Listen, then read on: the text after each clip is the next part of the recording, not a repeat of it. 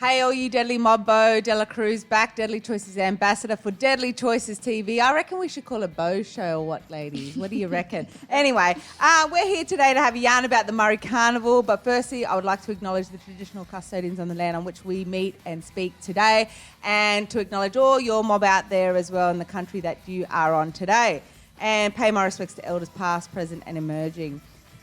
So, sisters, we're going to have a bit of a yarn today. I've got with me the amazing one and only Tamika Upton. We've also got the sister from the Deadly Natives, also West Brisbane Panthers, Shen'e Clemments, and one of my deadly old, teammates, rivals, tracker Tracey Thompson. Welcome, ladies. Thanks for joining me today. Thank you for having us. Awesome. We're going to have a yarn about QMC, but before we get onto that, I've got some really deadly news.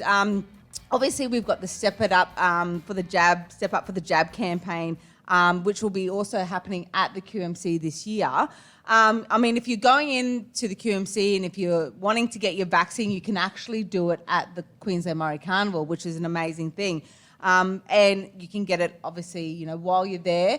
But if you do get it, you go into the draw to win some really, really deadly prizes. And that's, either before, you'll go into those that draw before, if you get it before going to QMC or at QMC. So I'll just rattle off some of the deadly prizes that you can win if you go and get your vaccine whilst at QMC. We've got Rebel vouchers, obviously free entry to the QMC and lunch vouchers, which is always good because, mob are very starving and you want to always eat.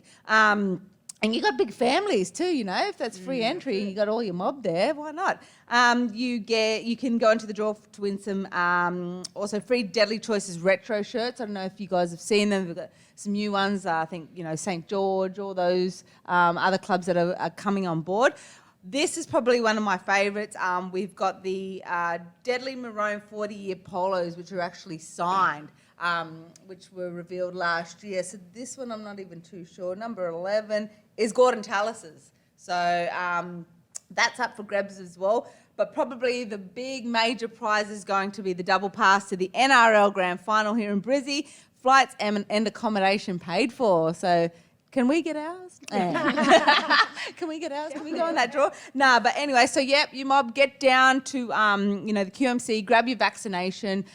If you are a bit, I suppose, sceptical or you are wanting to know more of the facts, visit our website, isteppedupforthejab.com.au. You can find out where you can actually book your vaccine, your COVID vaccine. And also, there are facts on there about it. So go and jump onto that website. So I think first we'll get into having a bit of a yarn to my sister over there, Tracker. Sis, QMC, for yourself and I, we played in the first ever QMC down there at Mudgee Bar. Yep, that's right. A long time ago. It wasn't that long ago when we were, really young. But, tell us your experiences, through the QMC, what it means to our mob. Your first ever QMC, I know you did lose the grand final to us. I know, but it was such an experience, and it was a big milestone for women in rugby league, wasn't it? Especially Aboriginal and Torres Strait Islander women. Oh, look, it was massive, and it was a pathway into making it to the elite level, like your Queensland and your Australian teams. It was so good. Looking back, it was probably one of the toughest carnivals I've ever played in. I walked away with a black eye. Yeah, and we spoke about the Weeper girls. Hey, remember how tough they were? They would drive us, all us little small ones, we'd get lifted. It didn't help that the ground was really hard too. Yeah. But yeah, so much talent was around back there, and that is where, we don't see all that talent progress onto that next level. Mm-hmm. So I've got a real passion around that to try and keep them involved and not just pop out a Murri Carnival and then you never see them again, because they've got talent there that can take them to that next level. Yeah, and that talent's untapped, you know what I mean? We haven't even tried to I suppose, put anything into it just yet. That's untapped talent. And, like the Sherberg girls, the Saltner girls, we all remember them, and they've got their kids now coming up and playing, and they're just so talented. And I think one of the pathways that did come out of that was the All-Stars as well, which came out of QMC, which we both played in, the first ever All-Stars, which wasn't that long ago, Gavin. Yeah, no way. I'm trying to make it like me and Tracker real young here. Yeah. But no, it was such an experience, the All-Stars as well. What did that also mean? I think what we've got to remember about All-Stars, and I'm not going into All-Stars, is back then, we didn't actually we had to pay to go Oh, yeah. to the All-Stars. We had to pay to play. I remember one of the girls selling her cars to get to one of the All-Stars camps, you know. So, you know, when you say what that means to us, well, that's the type of stuff it does mean. But QMC has just been that amazing, I suppose, pathway for us to be able to display and show what we were about. And, you know, it's even gotten better now with the likes of, you know, these two amazing young women coming through the ranks. And, yeah, it meant a lot, didn't it? So the Queensland merit teams are to be selected in the under-15s and 17s girls this year, which is a great incentive for young ones, isn't it? Oh, it's massive. Like you said, back in the day, we didn't have this pathways for our young ones. So, you know, the opportunity for them to, you know, represent their state, their country, it's massive. And like you said, get in there and show them, you know, what it's like to be an athlete, to set them up so they can stay in the game for a long time. Yeah, because that's what we do. We lose them. We don't do, we? yeah, We lose a lot of definitely. our girls, and I suppose it's coming up with, and it's the likes of, I suppose, us four sitting here, you know, other Aboriginal and Torres Strait Islander women that have gone through the Murri Carnival and had success with it, being able to, for us to come up with something that keeps our girls engaged. And keeps them there. I mean, I know moving away from home has always been a huge thing, especially if you're remote or you're rural or you live out, you know, in the country. But I suppose it's us guys coming up with some solutions in some ways in which we can, you know, keep our girls at that level and to go on to better things. I'll move on to, thanks sister, that was amazing. No, I'll move on you're to right. Shen'e, sister. Turn around. Our Brisbane Natives. You are the captain, aren't you? Oh, I think we have like Most three. years, We have yeah, like three three, captains. yeah. And a bit of a leadership team. And I Yeah. just think that speaks to what we've been trying to build for a couple of years now. Yeah, and it's been really good to watch it. I mean, I've been lucky enough to commentate a lot of your games. I've been lucky enough to play alongside you and play against you, you know what I mean? QMC, so yeah. at the QMC a don't long forget time that. ago. We won't go You there. gave me a mouthful. I walked off crying. But for you, just a game. sis, you know, I've actually seen the culture that Brisbane Natives have built over the last couple of years, you know, and obviously winning back in 2019, you know, before obviously we had COVID, and like it's so good that QMC's kicking on. We've had to postpone it twice. So I suppose, you know, that would have had to sort of disrupt your preparation a little bit for the Natives girls. Yeah, I mean, QMC and the Murri Carnival is a chance for us girls to come together. Some girls, you know, we have probably around 70% that are from Brisbane or Brisbane area, but the rest, come from out of state or, elsewhere. And some, you know, we have a core group that we've kept since I think we won back in 2018, Yeah. no, 2017. Yeah, yep. We lost in 2018 up in Townsville. That was so hot. That was the last time I played Yeah, rugby so your league. mom, you're from well, there, I'm eh? from there. What I'm, happened? You know, Ingham girl. So, but it was hot because none of us had experienced that in a while. And last time I played footy up north, I was 13 years old, and it was like it was my first and only carnival growing up or footy game growing up. I wasn't one of the lucky ones who got to play under 12s. So. Then the next carnival after that, I think it was 2014, and I was just jumping in a Murri Carnival team, anyone. So that was my first touch of the ball as an adult. I think I was 19, 20, and I just loved it ever since then. And the Murri Carnival is kind of where I found my passion for it, and or feet for it, I guess, where I got to learn and make my mistakes, and you know, do a head high here and there. And, you know, I had to learn how to bend my back and things like that. Yeah. But that's a safe place for mob to come and learn a new sport and to participate with their sisters. Yeah, and to be able to play that natural flair that, you know, we love a little flick pass or we love a little around the back or whatever. How are the girls shaping up for this year? I mean, you guys did win 2019. Are you hoping to go back to back? How's the preparation been going? Well, we've had great preparation. This year we had a coach, Uncle Clinton Kyle, who has been instrumental in the last couple of years leading up. But, you know, as life goes on and it's to the age where we're old enough to take the reins, where we can be our captains and our coaches and have that leadership team to drive it. We're lucky enough that one of our players, our captains, Patrice Chambers, her parents are instrumental, Auntie Elaine Chambers and Uncle Matthew Hegarty, to get it going. And you always have that, I think, in every club, every team. you always have one or two people who just are driving forces. Yeah. And those are the two who really, they do the uniforms. Their uniforms, which is the reason why I'm wearing this shirt, is because I don't have any other shirts. Yeah, all right, whatever. I'm not flexing. My mob steal all my Brisbane Native stuff. They'll take it off my back if they have to. You know, it's every year it's a new kit. It's and that's a lot of money. It's a lot of energy and tireless work. And QMC doesn't put money in our pockets unless you win. You get a few bob, but you know, you do it for the love and for the community. And the girls are shaping up. Unfortunately, we haven't had a chance to come together as much as we usually do. But everyone's doing their own individual training and you know, communicating, and that's the most important thing, that when time comes, we're able to give it our best shot. And that's what it's about, eh? It's about bringing, you know, QMC's about bringing all our mob together, and like those volunteers like Annie Lane and them, like they're you can't get that type of support. I mean, you know, especially without asking for money or whatever. Exactly. You know, those mob that just put their hands up and just want to do it because they love seeing what the platform that QMC provides for our young men and women and our older men and women, and just being able to make it as an excuse to get all the mob together, you know, have good yarns, have a good feed, and play a bit of footy. So it's an amazing platform that we get to play on. I'll move over to my deadly little sister here. In saying deadly little sister, I've known this girl for a very, very long time.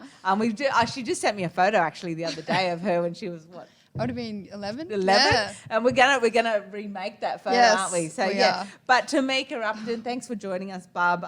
You know, you've been instrumental in the rugby league scene for the last couple of years now.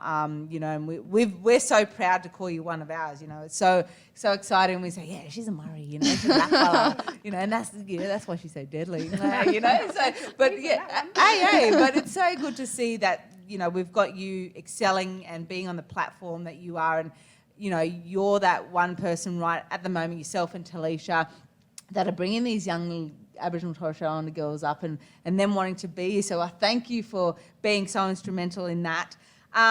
Exciting year, you know, you're coming back to the QMC, you're not playing. Obviously, the NRLW season's been postponed to next year. Your last one you played in was Townsville. How was that? What's it like coming back this year? Yeah, like Shen'e said, it was so hot. That was something else. But I'm so excited to go and watch. I actually love watching park footy. I think that's where a lot of talent is, like you said, untapped talent. So I'm excited to see the young girls coming through and how the comp shapes up. Yeah, it's going to be exciting. Like I know there's a lot of young girls coming through that are just fantastic. This year's State of Origin, Sunshine Coast, you know, and hopefully we get to see a lot more of our girls in that team one day. Back to back, another win for Queensland. How was that, winning that? Yeah, it was good. We're actually in prep for like 2 weeks on the sunny coast, and beautiful Half your weather. It was beautiful weather, honestly. It was like a holiday. As soon as game day came, it was pouring down rain. So that changed pretty much everything in the game. But we're lucky enough we grinded to a win. Yeah, it was a good grind. Like some of the young girls stepped up too, like your little hooker, Destiny Brill, you know. You were in for that try, 100%. That was a try. That try that they disallowed was still a try to me this day. But, you know, you got some really good young girls coming up through the league, and obviously they're playing through the state league as well. We'll talk about state league. Burleigh got up there once again against Valleys, which was nice to see. I suppose, you know, it was always going to be a really good competition, but you know, once again our girls stepped up, and I was actually saying, I was on the sideline because I was screaming my guts out for her, and I was on the sideline saying, Tamika needs to get the ball. You need to get that ball, because it was a draw nearly, I think it was, or they were up, and I said that ball needs to get to Tamika.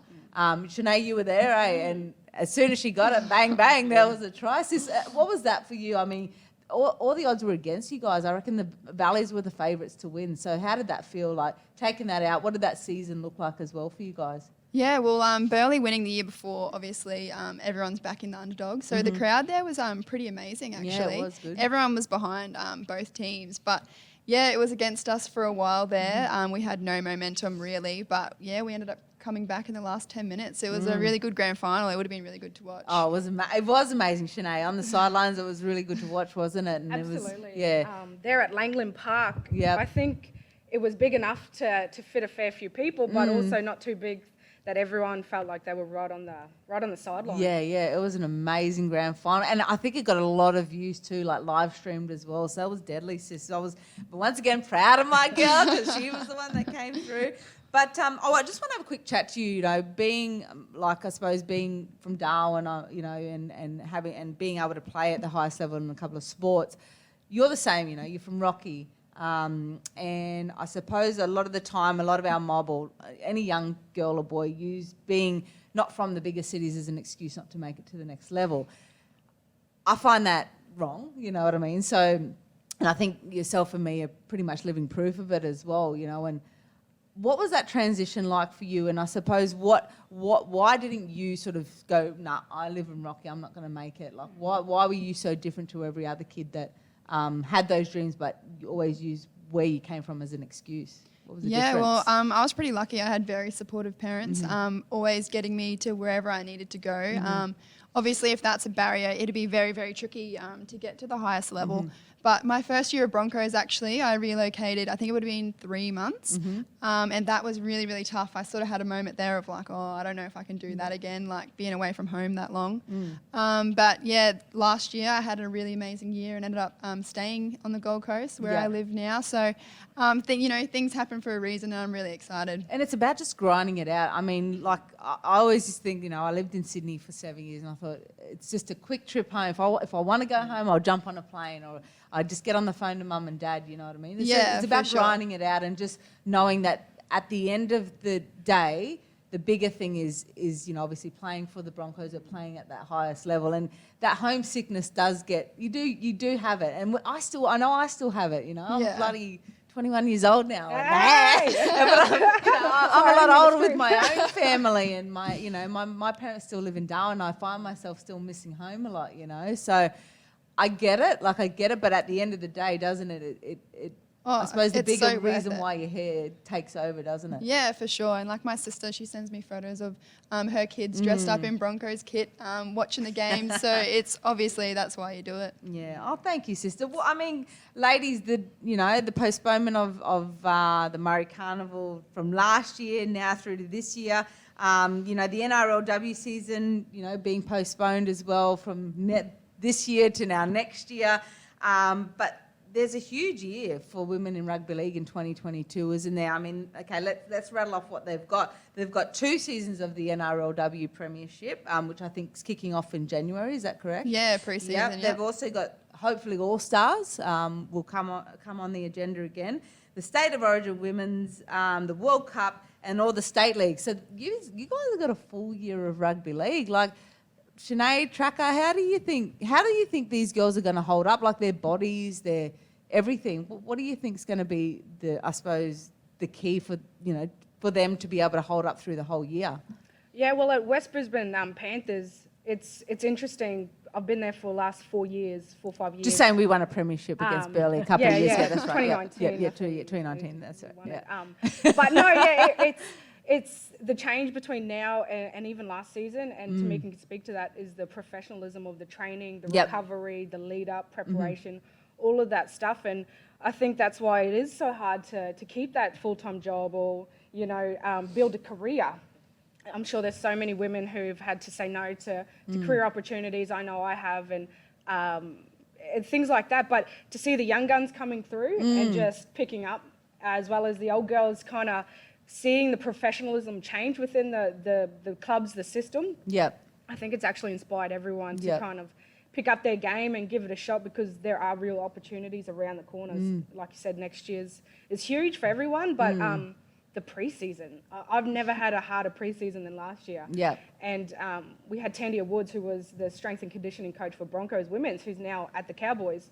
And to have a woman there to punish you was, and she did it in the nicest way. And can you do that in a nice way pre-season? Can you really do pre-season in a nice way? She made us do 2 1.2s in a night, and we had to beat our first time. And I was waiting. I was just like a statue waiting to see her joke, just saying, "Yeah, man, kidding." But she didn't. That gammon there. I was like, okay. So things like that, where it's another level. It takes over your life. And you just gotta, we're lucky that we have organisations who look after us in Institute for Urban Indigenous Health and Deadly Choices. But it's a juggle and it's a balance. And, I moved, like Tamika, I moved from home to Gold Coast. I was lucky enough to have an auntie and uncle there.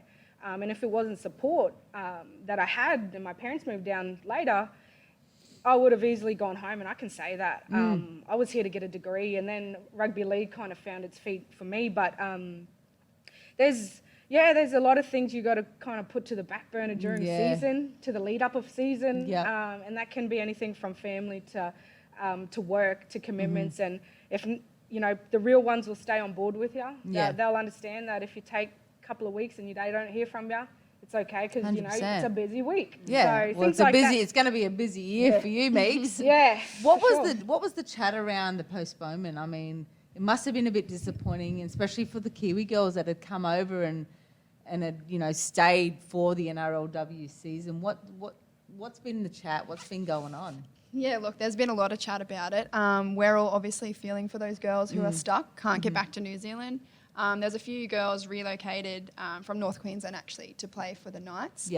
We're stuck in Newcastle for the past 8 weeks, and they're currently in hotel quarantine, still trying to get home. So I count myself lucky that I obviously wasn't in that situation, but everyone's so deflated. Like, I've found it hard to find motivation the past couple of weeks, just because you got ready for that pre-season, it got knocked back. We kept training, got ready for the second pre-season, and then it got knocked back again. So. Just a bit of a kick in the guts, but obviously it's happened now, so we just have to deal with it. Yeah, and get ready for next year. Yeah. Yep. So I mean, we spoke off air before. It's probably a good thing in terms of yourself, like with your injuries and stuff. Just getting your body to its full potential. It's sort of been a bit of a shining light for you, hasn't it? Just so you're, because next year is going to be huge. Like you will be in the Australian team, you will be in the All-Stars team, you will be in the Queensland team, and you're probably like, the best player in the comp. So that pressure's on.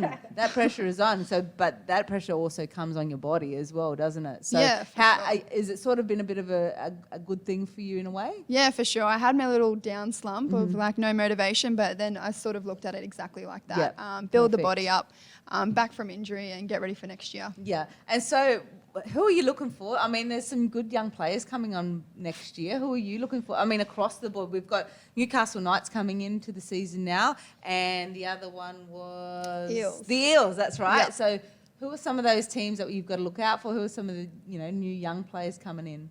I was actually really excited to see the Knights. They've got a bit of a mix and match team. They've got a few Queensland girls, which I'm so excited to see, and a few New Zealand girls. So and the Titans. We forgot about the Titans. Sorry guys. Sorry, Too Titans. close to Just home. one of our partners. The Titans. There you go. So no, I'm excited for all three teams, but it should be good. Should be awesome. I'm excited Can't to see. I'm excited to see what goes down next year. It'd be really good. Anyway, ladies, we'll have a quick chat about the vaccine. You've all obviously been vaccinated now.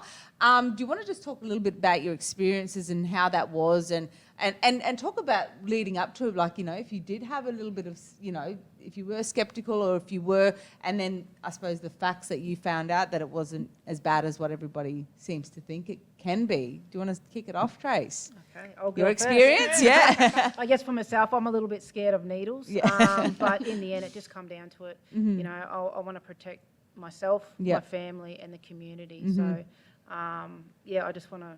And we're practicing what we preach, so I can't be going out there telling the community to go get vaccinated if I'm not vaccinated myself. So, 100%. definitely want to get out there and don't be scared of it. It's about protecting us so we can, close that gap as well and live long, healthy lives. Because at the moment we've got a lot of things that don't sort of work in our favour. Yeah. And we just can't add something else to it by not getting vaccinated. Yeah, 100%. Yourself, Shen'e? I think I'm lucky enough that I've been privileged to be put in a position where, as the Deadly Choices radio host, I have a yarn to a doctor for about 10 to 15 minutes every week since the start of this year. And that's what we tell the mob to do every time. And it's everyone's choice. It's an individual choice. 100%. But at the end of the day, that individual choice, you're part of a team. You're part of a collective community. And as mob, as blackfellas, we have an obligation to protect our mob, not only our elders and our vulnerable, those ones with challenges and health issues. And I mean, that's why we're here, to look after our own health issues. We know that we're trying to close that life expectancy gap. And like I said, if I preach it, and I've had my jab because I'm in a lucky position. Not everyone is, and I like to share my story with my mob and those around me. But yeah, I was a bit tired, but I'm always a bit tired. I think, Love a sleep I told my basis. boss I was a bit tired, but I was like, I don't know if it's because of the needle or what's the go. But it was easy, it was painless, it was simple. Yep. And like I felt a sense of relief after it. And some people are getting a few little like symptoms after it, but they're quite normal, aren't they? Well, I was talking to doctors. This is not old. This is not new science. This is quite old, and it's been built to use all the other vaccines. And I've had all my other vaccines through school. Yeah. So I was like, okay, just because it's a pandemic and it's new, we were crying out for this when the pandemic hit us. So for me, that gave me a sense of relief, and I've asked the doctors. I just said, explain to me like I'm 4, please, because I don't understand. I'm not a doctor. I haven't done all the studies, and they've done well with just treating me like a normal person. And at the end of the day, there are people who can't get the vaccine. Their immune system or their lifestyle or whatever it may be prevents them from getting the vaccine. So that's why we have to, protect them because we 100%. can. Of That was course, my yes. choice. Yeah. And Meeks, what was, I suppose, going into the health service to get it? Scary, cool? Yeah, look. Like any other, needle? Do you like needles? No, I'm like Tracker. I hate needles, so I was obviously a bit scared. But it's probably the lightest needle I've ever had. I didn't even feel it go in, really. Oh, So no, it must be the having- big bicep. The 2 pre-seasons. But yeah, it was painless, and I'm really happy I got it. I think it's definitely the way forward. Yeah. Protect the community, and hopefully everything opens up soon enough. I can't wait for that. But yeah, it's definitely the way forward. Yeah, I think the only thing I had from it was a really sore arm, and that was pretty much it. I had the AstraZeneca, and when it sort of first came around, and the only thing I sort of had was a bit of a sore arm. Same. Just like I got sore arms. Anyway, well, ladies, thank you so much for coming on today and having good yarns with me. It's always good to have my sisters in here and having yarns and talking about some real deadly, real things, that matter, and some really good conversation. I love it. I always love yarning. We're silly at the same time, but I just love it. I think it really does a lot for our mob and our sisters out there, and our brothers too. So. Once again, if you are thinking about getting the jab, you can go to the website isteppedup.com.au. You can go to our Deadly Choices website.com.au. Get down to the Murri Carnival. Come watch some deadly footy for one. And whilst you're there, go and grab your vaccine. Once again, you go into the draw to win so many amazing prizes. The best one, obviously, being the major prize, the double pass to the NRL Grand Final at Suncorp Stadium, which I can't wait, and flights and accommodation paid for. So as we wrap up, thank you, my sisters. Really proud to be here with you today. Good luck. Trace, I've got to ask. You're playing QMC, sis. Who are we looking at? We've got room. Brisbane Natives have got room. The mine ones too. You're back there with Greedy. Might be back. Go. And I want to give a shout out to my sister Sammy Ram. Sammy, who'll be running on as well. She's can't wait running to on. see her in action. So it'd be good to see her. I'll be in the commentary box, just pain-free, thank God. Laughing at you, Mum. Good job. Hope you saw tomorrow. There, you big heroes. Nah. Yeah. But anyway, you mob, thank you so much for joining us here today on Deadly Choices TV. We've had some good yarns. Hope to see you all at the Murri Carnival. Stay safe, and if you can, go and get your jab soon. See you later.